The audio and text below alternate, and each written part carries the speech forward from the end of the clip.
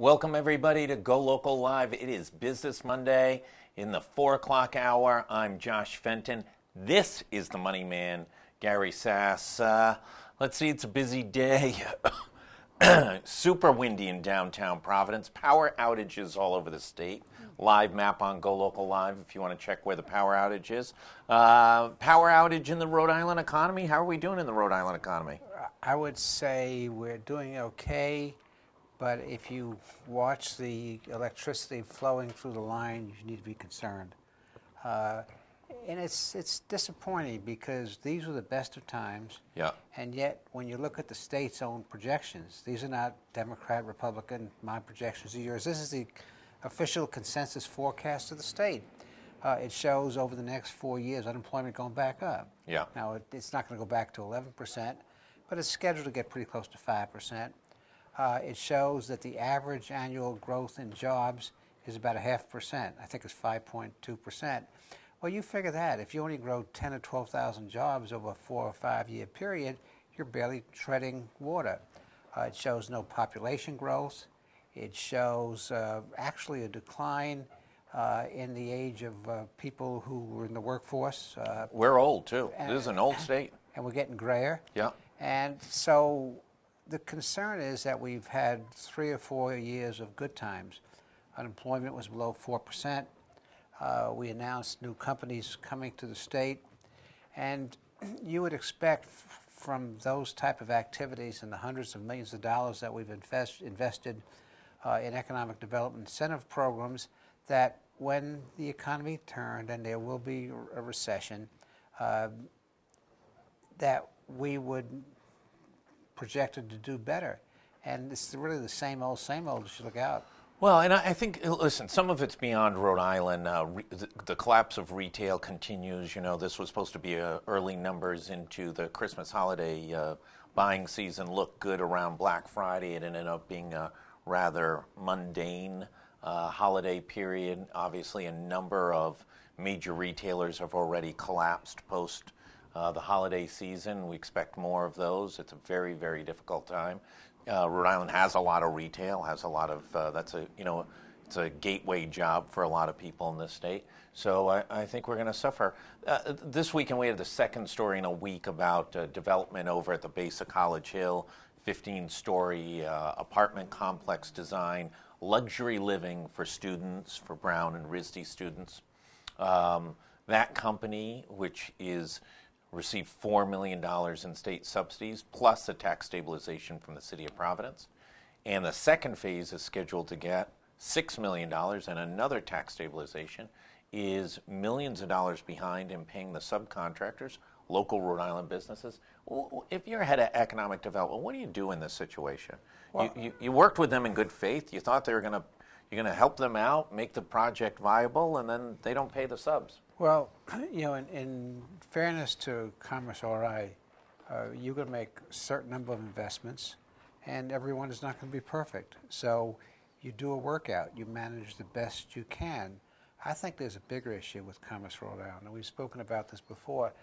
And if you look at their programs, and you look back to our conversation a minute ago about what the future looks like and are the investments going to have a return, there are really 3 barrels of money they have. They have a talent development program, and most of that is handled through the Department of Labor and Training. And I think the real job is Rhode Island program to link skills companies need with our workforce is a vast improvement over the old programs. I think there are several boutique programs for talent development which have been helpful. The Wave Makers program is a great program. Winner, chicken dinner. So it's in terms of talent development, I think they're on the right track. Unfortunately, there's a disconnect. They can do all the talent development in the world. They can do it until the cows come home. But if you have failing public schools, if you're investing money in free college, the community college that's not performing up to expectations, it's very hard for any Commerce Department to turn that around. But the talent development part that they've worked in, I think they've worked hard and they've had some creative ideas. The second part, I won't say much about it, is the innovation part. Programs there are not funded at scale. They're small demonstration projects. We need to be much more creative with innovation and cluster development. It's there, but it's not there. And the other big part I'm very concerned about, and that's the one I think you were leading up to, it's the tax incentives and the preferential tax deals that are given for real estate. I went back and I looked recently at the website of Commerce RI, and I counted, and correct me if I'm wrong, because this was on the back of the envelope, this wasn't any detailed work. I counted 31 grants through the Build Rhode Island. Rebuild Rhode Island program. 18 of those 31 were to build hotels, to build residential property, apartment houses, to do mixed-use residential, retail kinds of buildings. And you may need a few of that, but that's real estate development. That's not economic development. So functionally 2/3 went to real estate and development. The other third went to what I think one would normally consider economic development. Now, we can argue whether it's a good company or a bad company, there's going to be a return or not, but giving them the benefit of the doubt, they have 1/3 of their money is being used for economic development, 2/3 for real estate development. Right. That's not the future. It's not even the past, frankly, but it's not the future. So you have to be concerned, and I think the concern, it's not a concern about Commerce Rhode Island specifically, but it's the lack of independent evaluation and transparency. When Commerce Rhode Island was created, and their programs created, 4 or 5 years ago, you have to remember where we were. We were in the bottom of the bottom of the bottom. We had to look up to look down. We were number one in the bottom. Yeah. Right. When you have to look up to look down, you have problems. And so the legislature really was happy to have some ideas to reinvigorate and redevelop the economy. And there were some good ideas in that program, but there wasn't a whole lot of oversight. And as a matter of fact, you can look at a whole number of things. Oversight is not a strong suit of this legislature. Let's talk about, we're not in a recession yet. We could be 12 months or 18 months or 24 months. We will have one. But what would you do? Where would you put the emphasis on in 19 and 20 to try and, keep the hordes back of a recession? Where would you put the emphasis? Is it on let's fuel innovation, the smartest ideas, get them resources? Well, there's not one simple answer, but there are a couple of things I would look at. We like simple answers. We're all about simple answers. Yeah, if it's simple, it's probably wrong. But there are several things to do. And one, let's get back to basic blocking and tackling. There was an editorial in the Wall Street Journal Saturday, and it said, and I'll quote, this is about the governor. It said it's a shame she is now driving business off like Connecticut and Illinois. And you don't want to be compared to Connecticut and Illinois. That's not it doesn't get any worse than being compared to Connecticut and Illinois for business friendliness. And so that's our reputation now, in a leading and that's tied to, especially to this year's budget, which has got hidden fee after hidden fee after hidden fee. But that's the issue. You asked me what I would do, and I said it's basic blocking and tackling. So smarten up the budget. Yes, but you can't have, and this is the conflict that the Democratic Party has, and Republicans have other time in conflict, so I'm not getting that aside. It's the progressives versus the moderates. And our emphasis seems to be that we have decided to be with the progressives. Free college, Medicaid expansion, universal pre-K programs, all wonderful things, all nice things to do. But at some point, you got to pay the fiddler. The bill comes due. And so instead of looking out and saying, what can we afford to do, and where should our priorities be, everything on the progressive agenda becomes a priority. And then in November, when you have to put the budget together, there are more taxes and fees than you can count. You have to take your shoes and you have to count them all. They still couldn't get to them all. And there are certain fees, and I'm not a gross. Well, isn't there some hypocrisy in this budget too? The governor talks about one of the biggest problems in the state of Rhode Island, maybe second to education, is the inaffordability of just living here, right? Amount of paychecks going. United Way sort of championing the exploration of finding some relief to people so they're not spending their whole paycheck. But yet in the last two budgets, the governor's proposed, I think, a total of about $16 million in scoops from Rhode Island Housing, the agency designed to help lower the cost of housing. Well, there's no symmetry. There's no connecting. That's one of the biggest problems with this budget. It doesn't connect dots. It's a series of programs and a series of revenue measures. And a lot of the revenue measures have an adverse impact on working and middle class people. And it's not one fee or one increase or one extension of the sales tax. It's multiple. And you guys asked me a question last week when you were writing a story about beach fees. And I'm not. You liked beach fees. Well, let me tell you. You were the guy. I was the honest guy in this crowd. My hair wasn't on fire. But no, it's you have to look at each of these, and to say you can't change tax structures, the economy changes, is foolish. And I'm not an advocate of Grover Norquist, take the tax pledge at all costs, we throw you out. So there are certain things you can do with beach fees, but you can hit Connecticut people harder, but you don't hit Rhode Island people harder, and that's what's missing. There's not that fine tuning. But here's the problem with beach fees. First of all, we just cut the beach fees, and everybody took a victory lap just 3 budgets ago, cutting them back to 2011. Well, the second part is, who's getting hit in this? If you're a lower income, working class poor person, you're going to get an increase in your Netflix. You're going to get taxed on Netflix. There goes all your winter fun. And then the one thing you can do is go to the beach in the summer for a reasonable price, and we're going to increase the cost there. There doesn't seem to be. No, it goes on, and you're going to pay $1 more to get your registration and license because of the technology fee that was supposed to expire. You're going to pay more to smoke cigarettes. You're going to pay more to a higher hotel tax if your mother-in-law comes to visit you. And so you don't allow your mother-in-law in your home? Well, she's passed. I know I got along very well with my mother-in-law. But it's the whole question of when you look at how is it a nickel and dime budget? Oh, is that what it is? It's a nickel and dime. Yeah, I would say it's pennies and nickels, but it's a nickel and dime budget. It's phantom revenue. It's scooping revenue. It's an inordinate amount of fees and taxes, and we should learn from this. 15 years ago, if we were having this conversation, we would be defining state government as tax and spend, tax and spend. Right. Well, we know what happened when we got into tax and spend, tax. So are we and spend. now fee and spend, fee and spend? Well, that fee was the and same spend? thing. Taxes or fees, they're all ducks. They all walk and quack the same way. But the point, being is that we should have learned from history.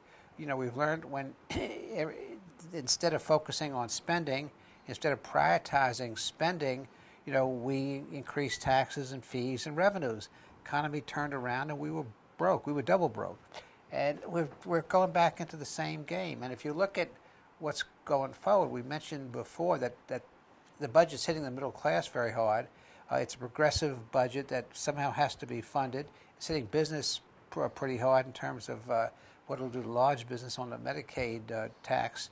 Which I don't necessarily think is a bad idea, but I'm a realist to know who it's going to affect and how it's going to pay. And at the same time, as I mentioned before, there's not the hope that, okay, if we do this, the economy will improve. The economy numbers don't look that good. And on top of that, the structural deficit's the same.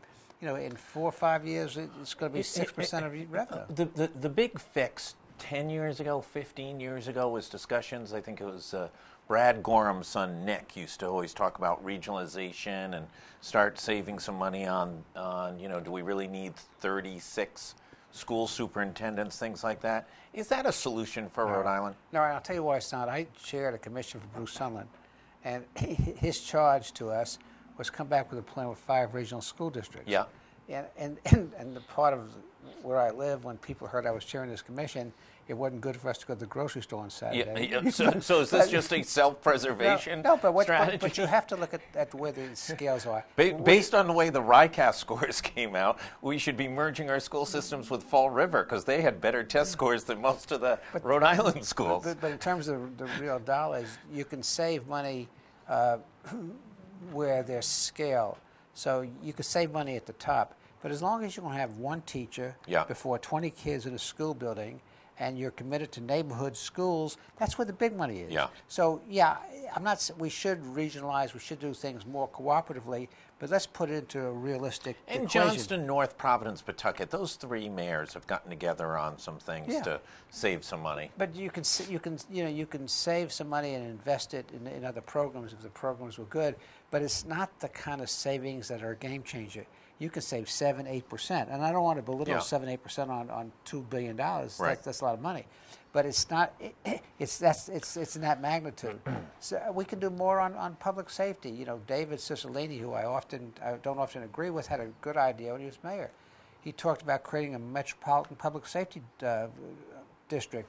You know, where Providence, and I forget the communities involved, but North Providence, you know, Johnson. The problem is those other communities don't want anything to do with Providence. Just think of what you could accomplish if London has it, the metropolitan, you know, public safety district in London. That's the model. So there are things that you can do to make this government more efficient.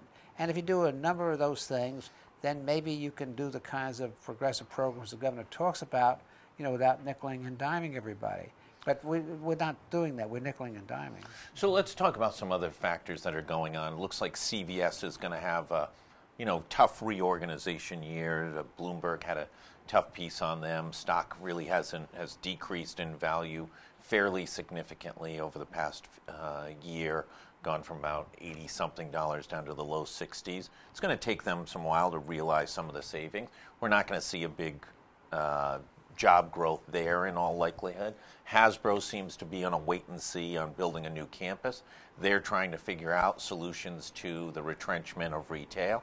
Where are the solutions going to come from? How are we going to generate those? Those are two of our bigger public companies in the marketplace. Well, if I wouldn't sell my Hasbro or my CVS stock. You know, companies. No, absolutely companies not. Go through cycles. Yeah, and they're going to be fine. They're well-managed companies, and they'll come out just fine. They'll make what decisions they need to make and move forward. I think it gets back to the basic things. Don't impose more taxes and fees on people. Why don't we have? You know, Hasbro is a, God Almighty, 70-year-old company, something like that. Had its growth, significant growth over the last 30 years. CVS is a 50-year-old company. Why don't we have more Hasbros and CVSs? Well, because they all left. That's why. We used to. I can remember.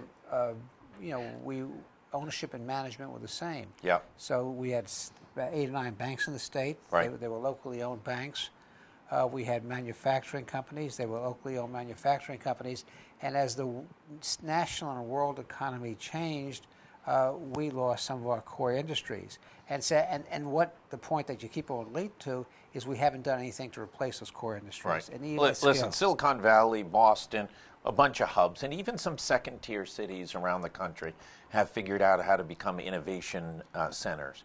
We don't seem to quite have that. We're not creating those types of businesses here. Maybe in Alex and Ani, a couple others here and there, but we're not producing 10, 20 every year that get up to 100 or 200 employees. But what you have to also realize is the nature of work has changed. Mm-hmm. And if you project out 10 years from now, with artificial intelligence, a lot of jobs that exist now are not going to exist in 10 years. Dead, gone, buried. And so if you want to get ahead of the curve, we ought to be worried about artificial intelligence, you know, right now. Because it seems when we get to the point of saying, okay, we want to create an innovation economy, 10 other people have started that innovation economy 20 years ago. Absolutely. So artificial intelligence is one. But it gets also back to quality government, you know, quality schools, you know, low taxes, good schools, using our economic development money much more strategically than we've used it. You know, greater transparency, building, you know, public support. Those are the kinds of things that you need to do. There's not a silver bullet there. A lot of it's leadership. I just mentioned artificial intelligence. I'm sure somebody somewhere, you know, is thinking about innovation in artificial intelligence, but is anybody thinking about Rhode Island, you know, partnering, you know, with the colleges and universities? There's some great. Listen, there's some great stuff going on at Brown relative to AI, but the leading voice about awareness of AI in the state is Darrell West, who now lives in Washington D.C. at Brookings, but he's probably the foremost communicator on what the potential implications are in Rhode Island and across the world. Well, think of the use of energy and manpower. So we have a commissari who has this rebuild program, who gives out 2/3 of its money for real estate development. Just think, and they're capable people. I think they're very talented people. Just think if they devoted their effort to what we look like in 10 years, and instead of disproportionately using time on chasing hotels and chasing apartment houses, they were really working on what the next economy was going to be, and we got ahead of the curve. That's the kind of leadership that you expect. It's hard. It's easy for me to say that. It's hard to do because you're living in the real world, with real people who need real work. Right. And the trades. You can't wait. Right. And the workforce may not be there with the level of training to be able to jump into those type of computer science and engineering. And that's the other issue. The trades were down for a long time. There was nothing wrong with priming the pump a little bit, but not to the sacrifice of the future. And a lot of it, I think, it always have felt this way, gets back to education. So we hear talk from the governor's office of computers in every school and universal pre-K eventually, and free college. Listen, computers in every school. Angus King did that as governor of Maine 20 years ago. It's not the panacea to every educational issue. But until we put in place, and this is the sturdy political lesson no one will steal it.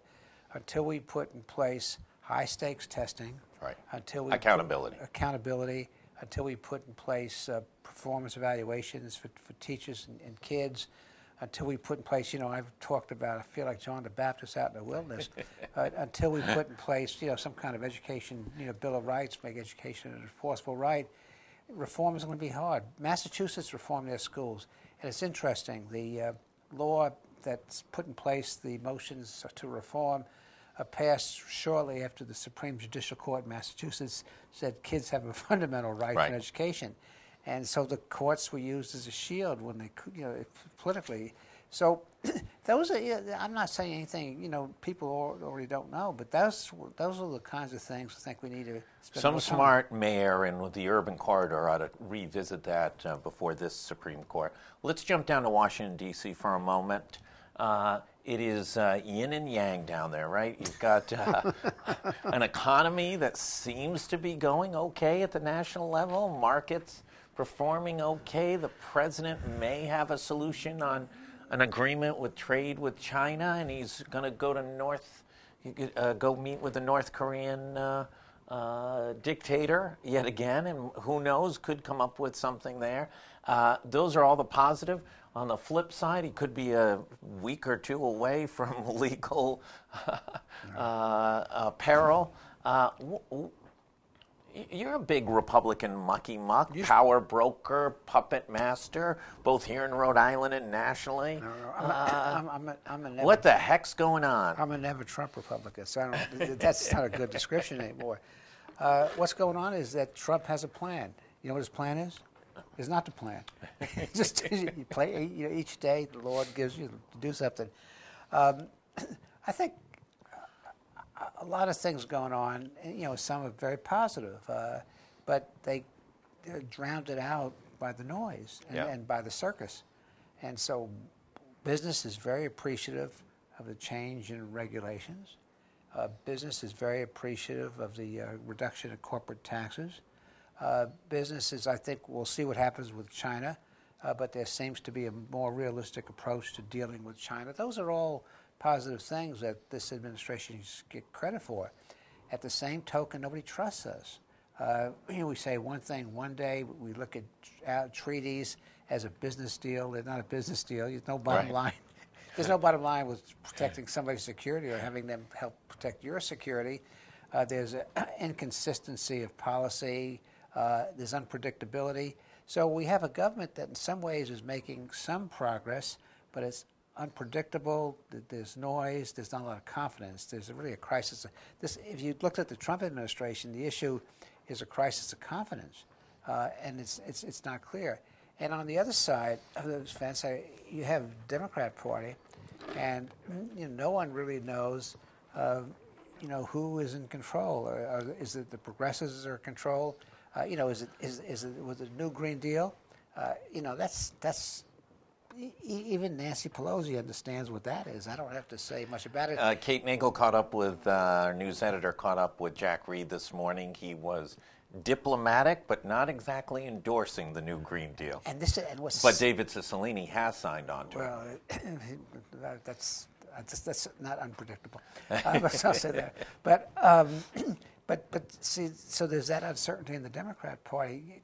Politically, if the Democrats, ran a centrist campaign and stuck to left of center issues, I think they would, really be in touch with where a lot of Americans are, because you talk about the country being prosperous, but people don't feel prosperous. There are pockets of it.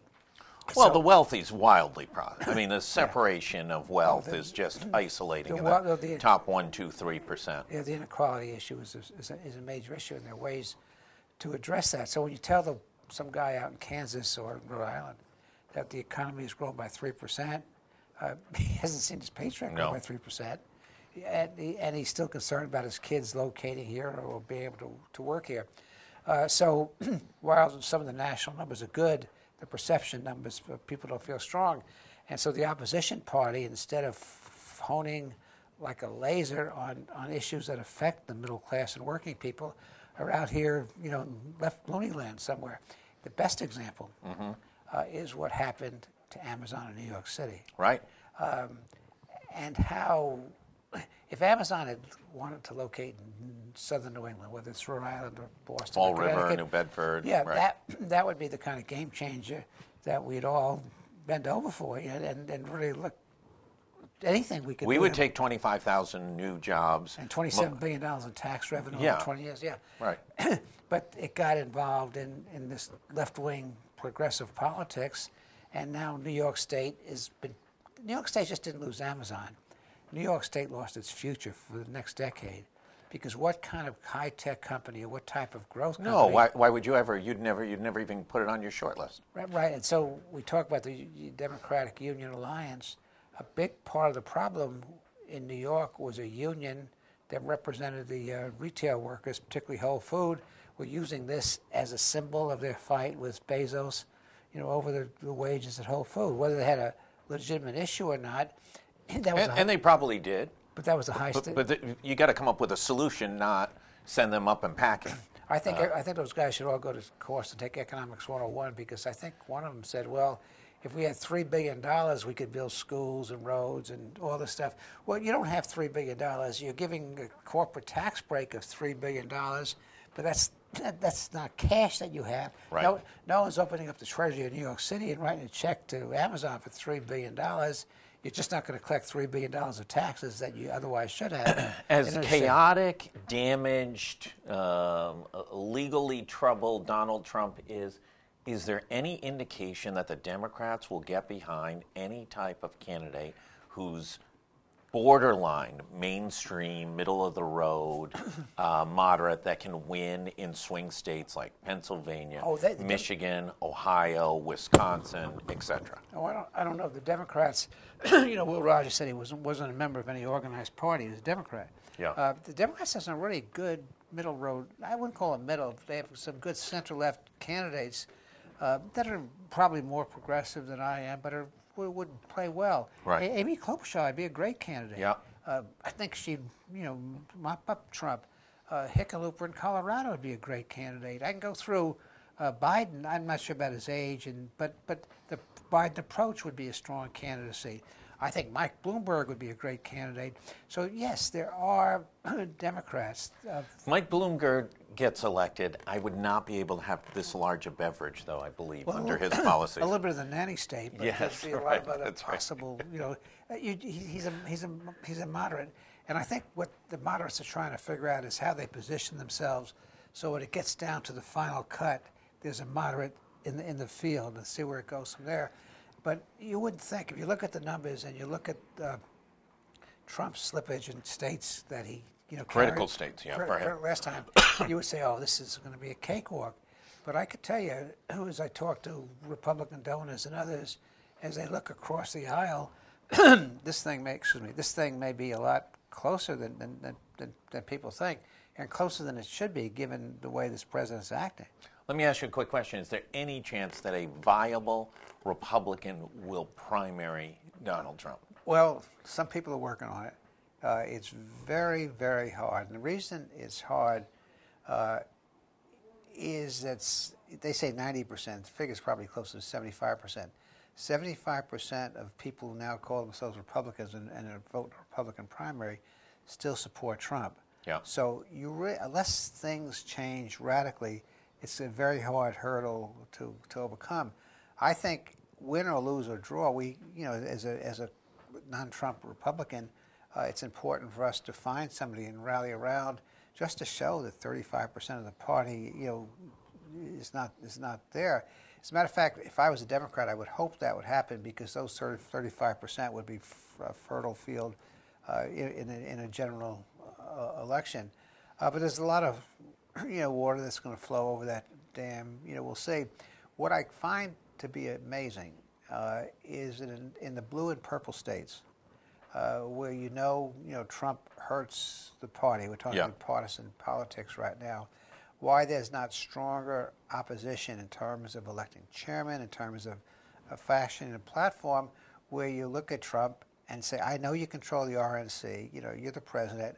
We may not be invited to the White House Christmas party, but we're going to take you on, because we believe in free trade. And we want to have a party that's viable after you're president. And we need. That's ultimately the Republicans' challenge. And the party, any political party, needs to do a better job. Both parties, in this case, reflecting who the American people are and what the American people want. And so, the best hope, for the Republicans right now is for the Democrats to continue down the path that they're going down.